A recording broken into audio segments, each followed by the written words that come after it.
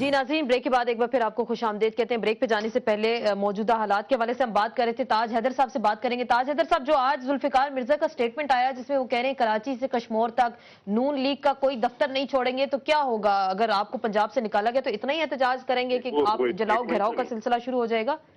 نہیں، اسٹیٹمنٹ تو نہیں ہے وہ، جی اسٹیٹمنٹ تو نہیں ہے وہ، یہ بالکل جلسے سے خطاب کیا انہوں نے۔ عام کی بات ہے، اور ایک جلسے کے اندر جو بات ہوتی ہے وہ ظاہر ہے وہ ایسے ہی ہوتی ہے، نہیں، جذبات ہوتے ہیں یہ وہ تمام، لیکن بھائی کسی میں بیٹھ کے بات ہوتی ہے تو اس میں لہجہ کچھ اور ہوتا ہے، اخباری بیان دیا جاتا ہے اس میں کچھ اور لے جاتا ہے۔ جلسے عام کے اندر جوش و جذبہ ہوتا ہے، ادھر سے بھی نعرہ لگ رہی ہے ہوتے، اور تو میرے برائے مہربانی یہ تو نہ کریں کہ اس کو کہیں کہ ایک اسٹیٹمنٹ ہو۔ نہیں، اچھا چلیں اسٹیٹمنٹ نہیں کہتے، لیکن انہوں نے جذبات کا جو اظہار کیا، دل میں کچھ تھا تو جو انہوں نے آج کہہ دیا، تو اس حوالے سے پھر ہم تو اسی کو کاؤنٹ کریں گے کہ کیا ارادے کیا آپ لوگوں کے؟ جلسہ عام کے اندر جو ہے وہ ظاہر ہے کہ ایک جذباتی بات کہی جاتی، اس سے پہلے میں نے بھی پریس کانفرنس کی ہے، اور میرے خیال سے اس کے اندر کافی بیلنس بات کی گئی ہے، اور جو خطرات ہیں ان سے بڑی توجہ دلائی گئی ہے کہ اس قسم کی باتیں ہیں، اور تصادم کی جو سیاست ہے اس ملک کو جو خطرات ہیں، جس طریقے سے ہم پہلے تمام حاصلات ہاتھ سے نکال چکے ہیں تصادم کی سیاست سے، تو کیا ہم پھر وہی کرنا چاہتے ہیں؟ تو آپ کہہ رہے ہیں کہ تصادم کی سیاست پہ نہ جائیں، لیکن انہوں نے تو لگتا ہے فیصلہ کر لیا نا کہ آپ کو نکالنا ہے وہ پنجاب سے، تو پھر کیا ہوگا؟ آپ لوگوں نے بھی کچھ تیاری کی؟ وہ پٹیشن وہ کھلنے جا رہی ہے جو پنجاب حکومت سٹے آرڈر پہ اس وقت چل رہی ہے، جو وفاق کی پٹیشن ہے کہ وہ جو بھی وہاں پہ اپنے سیٹ اپ بنتا ہے، جو بھی بات کی ہے، لیکن ہمارے نکالے جانے سے کہیں زیادہ خطرناک بات جو ہے وہ دوسری سیاسی جماعت کا توڑا جانا ہے، اور اس کی طرف میں نے توجہ دلائی تھی کہ 14th امینڈمنٹ ہم نے مل کے پاس کیا تھا، اور وہ اس وقت پاس کیا تھا جبکہ مسلم لیگ نون کو خطرہ تھا کہ وہ اندر سے ٹوٹے گی اور اس میں اکثریت ہو جائے گی، تو ہم نے ایک یونینیمس، اور میں خود اس وقت سینٹ کا ممبر تھا، ہم نے کہا کہ بھئی یہ ہم نہیں ہونے دیں گے، اور ہم نے 14ویں امینڈمنٹ پاس کی تھی۔ پھر جنرل مشرف نے اس کو سسپینڈ کر کے اور پھر ممبرز جو تھے ان کو وفاداریاں تبدیل کریں۔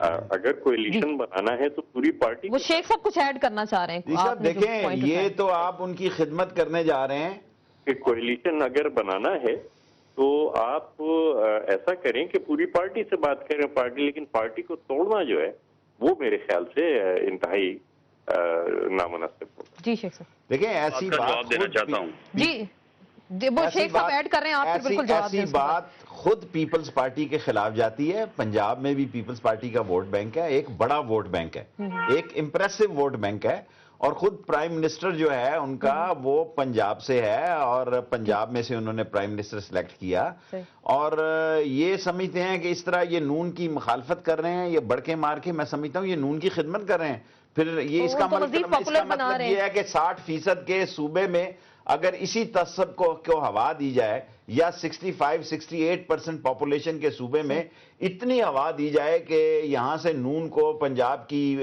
پارٹی ظاہر کر دیا جائے، اور پنجاب میں سے وہ اتنی اکثریت لے آئیں یا اتنی سیاست کر لے کہ کسی دوسرے صوبوں میں ان کا عمل دخل نہ ہو، تو پھر یہ ملک کا کیا بنے گا؟ جمہوریت کا کیا بنے گا؟ رانا صاحب آپ جواب دیں گے؟ لاسرا صاحب میں اس بات کا جواب دینا چاہتا ہوں جو تاج حیدر صاحب نے بات کی ہے۔ دراصل ان کو شاید یاد نہیں کہ کیو لیگ جو ہے اس میں یہ جو یعنی رفٹ آئی ہے یا یہ جو توڑنے کی بات کر رہے ہیں، یہ پیپلز پارٹی نے ہی توڑا تھا۔ آپ کو یاد ہوگا کہ جب گورنر راج لگا تو اس وقت گورنر پنجاب تھے سلمان تاثیر مرحوم، انہوں نے چودھری پرویز الہی سے مل کے جب میاں صاحبان کو ڈسکوالیفائی کر دیا گیا تو انہوں نے پنجاب میں حکومت بنانے کی کوشش کی، لیکن جو لوگ مسلم لیگ میں ہوں وہ عوامی مسلم لیگ بنا لیں، وہ کیو بنا لیں، وہ نون میں ہوں، وہ ایم میں اصل مسلم لیگ ہی رہتے ہیں، وہ پیپلز پارٹی کے ساتھ ان کا جو ہے نا وہ جانا جو ہے نا وہ مشکل ہوتا ہے۔ اس وقت جو ہے ان لوگوں نے، جن کی تعداد 28 تھی، انہوں نے انکار کیا، انہوں نے کہا کہ جی نہیں ہم نہیں جائیں گے، تو پیپلز پارٹی نے ہی پی ایم ایل کیو کو اس وقت توڑا تھا۔ وہ 28 جو تھے پھر اسی بات کے اوپر کہ جناب یہ پیپلز پارٹی کے ساتھ کولیشن کر رہے ہیں، پیپلز پارٹی کے ساتھ مل رہے ہیں، ہم ان کے ساتھ نہیں جا سکتے، تو یہ بات ہوتے ہوتے جب اکثریت میں پہنچی تو انہوں نے اکثریت کے ساتھ ایک اپنا فیصلہ کر لیا، اور آئین اور قانون کے مطابق کوئی بھی پارلیمانی پارٹی جو ہے वो अक्सरियत के साथ कोई लेकिन भी आपने अपनी फैसला कर मेजॉरिटी सकती है। पूरी तो कर ली ना उसके असेंबली में, अब ऊपर आपको कोई डिफेक्शन खतरा नहीं, क्लॉज नहीं पीपल्स लगती। पार्टी आपका साथ दे ना दे। क्लासेस साहब, ये जो नई सफ बंदियां धड़े बंदियां जा रही हैं, ये जो तसादुम का भी थोड़ा सा जिक्र किया ताज हैदर साहब ने, कुछ खदशे का इजहार किया, तो क्या ये फिर 80s 90s की सियासत दोहराई जा रही है दोबारा से? दो चीज़ें बड़ी इंटरेस्टिंग है दोनों। एक तो राना सनाउल्लाह साहब मेरे दोस्त हैं, बड़े मेहरबान हैं। एक तो इनकी गुफ्तगू से बड़ी एक इंटरेस्टिंग किस्म की एक चीज़ सामने आ रही है। दूसरी, ताज हैदर साहब से मुझे ये तवक्को नहीं थी कि वो कह रहे हैं कि वो स्टेटमेंट इस नहीं तरह की है, बात करेंगे, क्योंकि वो एक उनका बड़ा एक मकाम है, उनकी बड़ी इज्जत की जाती है, बड़े सीरियस किस्म के पॉलिटिशियन है, और unlike people's party popular temperament है, जिसकी वजह से रिस्पेक्ट है। अब उनका ये कहना है कि स्टेटमेंट और चीज होती है, और ये अवाम जलसे से खिताब करना बेवकूफ कुछ और होते हैं, ये बेचारे शोधे से लोग होते हैं, इनके जज्बात भड़काने के लिए आपको एक फेरी स्पीकर चाहिए।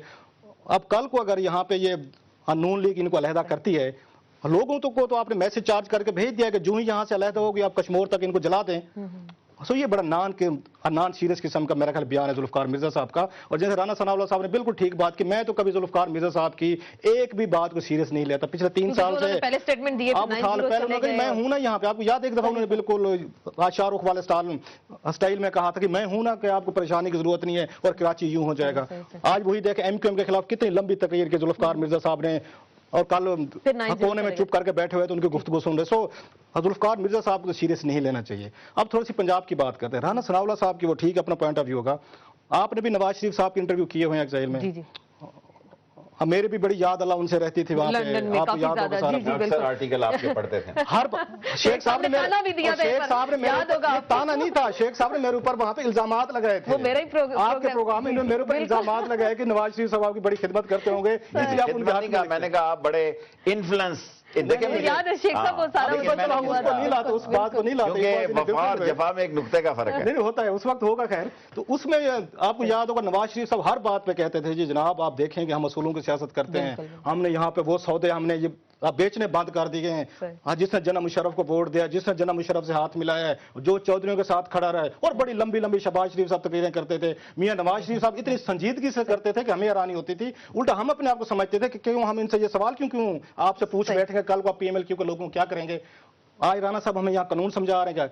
आप ये माने कि आपने PMLQ पे डाका मारा है, आपने चोरी की है, दिन दहाड़े की है, आपके तमाम असूल, तमाम ज़ाब्ते, तमाम दावे जो आपने एग्जाइल में किए थे, आपने झूठे किए थे, झूठ बोले थे, और दोबारा वही पॉलिटिक्स ऑफ करप्शन यहाँ पे शुरू हो रही है। और आपको ये नहीं करना चाहिए, इनको ये काम नहीं करना चाहिए था। अगर आपने पीपल्स पार्टी को निकाल के आपने PMLQ को तोड़ के एक लोटे बना के उनको एक नया नाम दे के यूनिफिकेशन दे दें, आप इसको एक वो कहते हैं ना, चाहे चीज मकरूह हो या हराम हो, आपके काबिल नहीं होती। इनको ये मानना चाहिए, इनको एक माफी मांगनी चाहिए कि हम गलत कहते थे, हम जब एग्जाइल में थे हम गलत बयान देते थे कि पाकिस्तान की ग्राउंड रियलिटीज पॉलिटिक्स की बिल्कुल डिफरेंट है, लिहाजा हम इनको कबूल भी करेंगे और इनको साथ में मिलाएंगे, इनको वजीर भी बनाएंगे। और मैं इसको पॉलिटिकल करप्शन समझता हूं, और ये पूरी की पूरी PML नवाज जो है अपने स्टैंड से मेरा ख्याल हट के एक गलत काम करने जा रही है। इनको नहीं करना चाहिए। PMLQ को एज ए पोलिटिकल फोर्स यहाँ पे रहना चाहिए। वो कह रहे हैं कि वो लोग उनके साथ नहीं रहना चाह रहे थे, गलत बात है। और पंजाब के पॉलिटिशियन की एक बात मुझे कहने दें, फ्रॉम पंजाब एज वेल, कि मोस्ट करप्ट पोलिटिकली तौर पे सूबा है।